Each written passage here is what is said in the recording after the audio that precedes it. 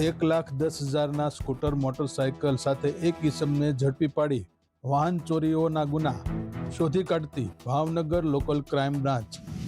આજરોજ Bhavnagar local crime બ્રાન્ચના police સ્ટાફના માણસો પેટ્રોલિંગમાં હતા તે દરમિયાન બાતમી મળેલ કે નિકુંજ ઘનશ્યામભાઈ વાઘાણી રહે શાહપુર, તાલુકો વલભીપુર,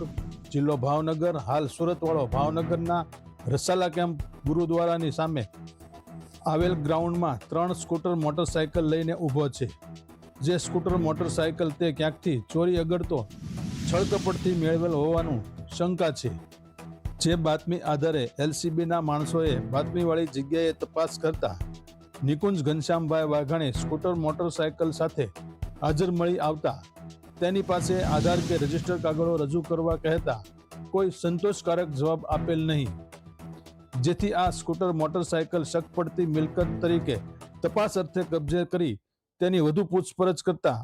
આ વાહનો તેમણે ભાવનગરની અલગ અલગ જગ્યાએથી ચોરી કર્યાની કબૂલત આપતા આ તમામ વાહનો જેની કિંમત રૂપિયા 1,10,000 મુદ્દામાલ સાથે